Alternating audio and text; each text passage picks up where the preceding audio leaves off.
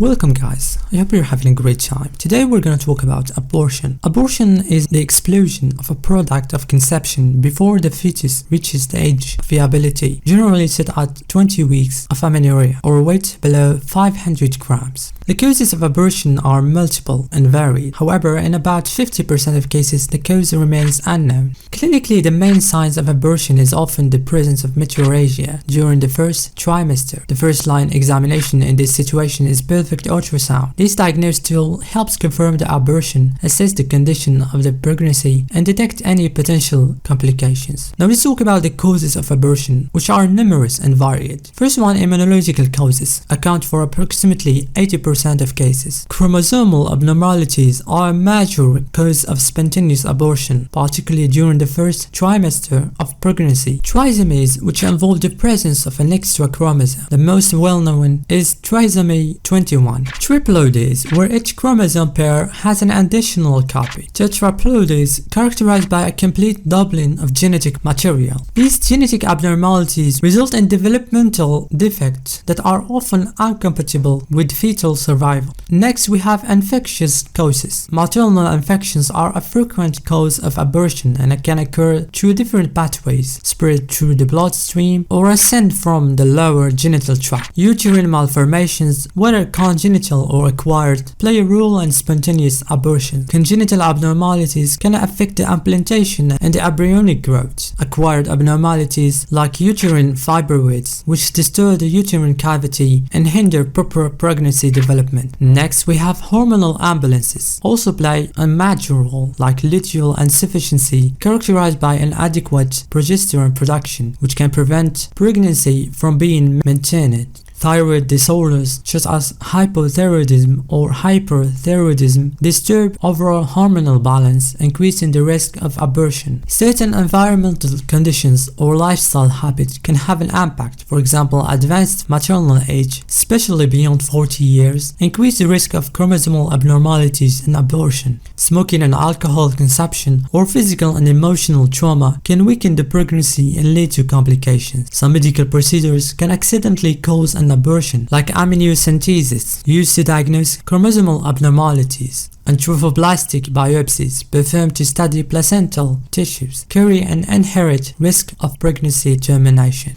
Abortion, whether spontaneous or induced, can lead to several complications, some of which are severe and may endanger the patient's health or even life. Hemorrhage is one of the most common complications. It can occur due to incomplete abortion, where part of the conception products remain in the uterus, or due to an abnormality in the expulsion process. Post-abortion infections are another complication, especially in cases of incomplete abortion or when a medical procedure is performed under a non-optimal condition. Medical procedures used to manage an abortion can themselves cause complications, like uterine perforation, exposing the patients to internal hemorrhage and damage to nearby organs. Asherman syndrome, a condition results from the formation of intrauterine adhesions known as uterine synetia, occurs after surgical intervention. So to reduce the risk of iatrogenic complications, it is recommended to opt for less invasive methods, such as aspiration, which is often considered safer and better tolerated.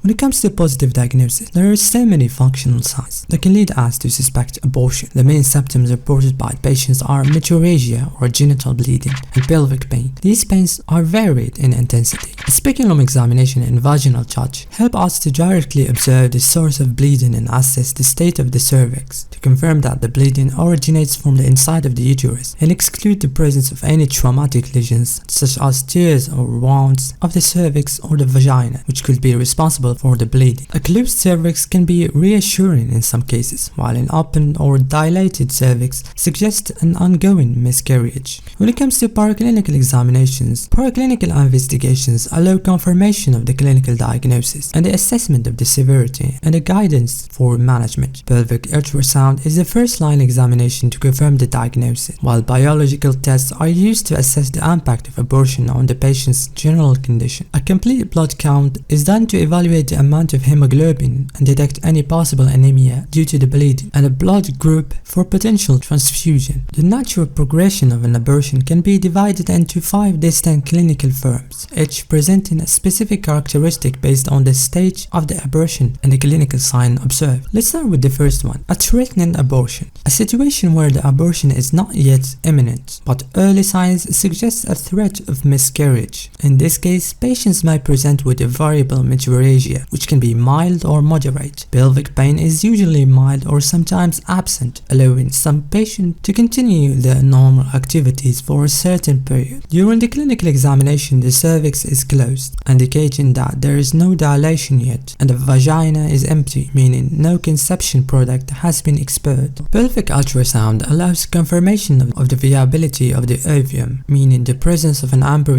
with heartbeat, but there may be a detachment of the ovum, where the placenta begins to detach from the uterine wall, but the pregnancy may still be viable with appropriate treatment. The second type or form, which is abortion in progress, this indicates that the miscarriage process is already underway and the conception product is in the process of being expelled. In this case, patient might present with an increase in meteorrhagia, which becomes more abundant. Pelvic pain is usually intense and explosive. On the clinical examination, the cervix is open, meaning it is dilated and shortened in preparation for the explosion of the conception product. Sometimes conception product, meaning placenta or embryonic tissue, may be found in the vagina. Pelvic ultrasound shows that the conception product is being expelled, meaning it is already partially or completely expelled from the uterus. The third form or stage, a complete abortion, occurs when all conception products have been expelled from the uterus. After the complete explosion, bleeding gradually decreases and pelvic pain disappears. This marks the end of the abortion. On the clinical examination, the cervix is generally closed and there are no signs of residual conception products on the vagina. Ultrasound shows that the uterine cavity is free of any conception product, confirming that the abortion is complete. The fourth type, which is the incomplete abortion, occurs when the process of expulsion of conception product is partially completed and there is some remaining in the uterus. This form is characterized by a persistence of bleeding, often accompanied by pelvic pain. In this case, pelvic ultrasound shows a heterogeneous intracavitary image characteristic of trophoblastic debris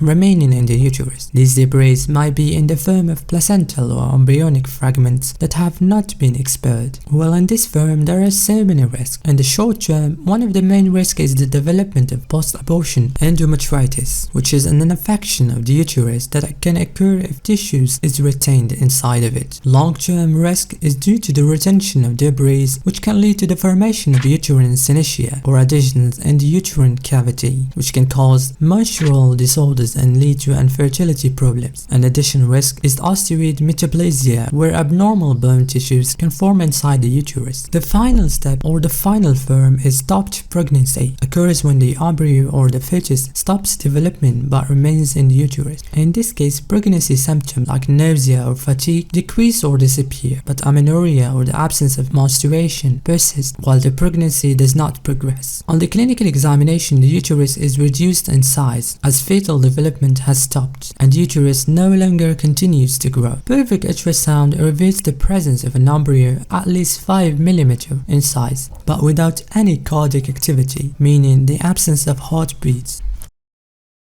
The treatment of abortions depend very much on the clinical form, severity of situation, and the patient's medical history. Hospitalization is often necessary, particularly if the abortion presents a risk to the patient or if close monitoring is important or required. Biological tests such as complete blood count or CBC and blood typing are performed usually to assess the general condition and the risk of complication, as well as the possibility of a transfusion. In cases of Rh negative pregnancy, an anti-D-methylprednisolone injection is administered to prevent alloimmunization, thus avoiding complications in the future pregnancies. And if instrumental procedures are necessary for the evacuation, antibiotics may be given to prevent any infections. Well, we have surgical evacuation and medical evacuation. Surgical evacuation can be performed by by aspiration or vacuum aspiration, or by curettage, depending on the gestational age and the residual products in the uterine. While medical evacuation consists of administering medications such as prostaglandin, which induce uterine contractions, or mifepristone, which blocks the action of progesterone and promotes the expulsion of conception products. Sometimes conservative treatment is used, especially for patients with moderate symptoms or when evacuation is not yet necessary. It includes rest, sexual abstinence, and antispasmodic medication to relieve pelvic pain and uterine contraction. And finally, progestin. If the abortion is linked to a specific cause, such as an infection, in this case antibiotics will be prescribed. Or if it is linked to cervico-isthmic incompetence, cerclage can be performed to support the cervix and prevent premature abortion in future pregnancies, etc. The treatment indications vary depending on the type of abortion and the stage of pregnancy. In the case of a threatened abortion, conservative treatment is often recommended, accompanied by close monitoring. This approach aims to allow the pregnancy to continue under the best possible conditions while carefully observing the evolution of clinical signs. In case of abortion in progress and the pregnancy is less than 8 weeks of amenorrhea, an expectant approach is often considered. The goal here is to wait for spontaneous expulsion with regular clinical follow-up. And if the pregnancy is more than 8 weeks, surgical or medical evacuation becomes necessary. And in the case of an incomplete abortion, as well as for a missed miscarriage, evacuation is systematically recommended. This evacuation helps prevent the risk of infection and other complications, such as uterine synetia.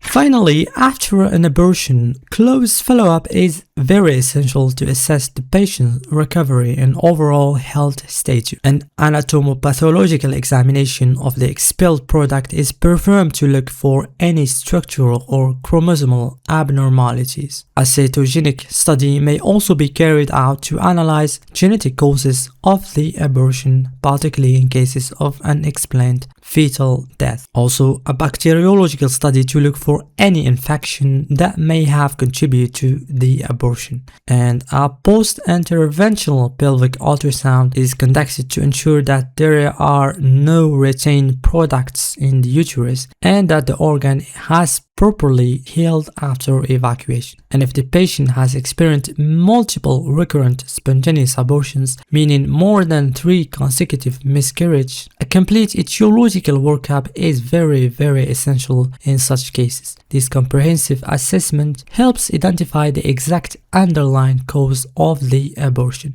Well, I hope this information and these videos are helpful to you. Thank you so much for watching till the end, and I hope to see you in the next video. Have a good day. Bye bye.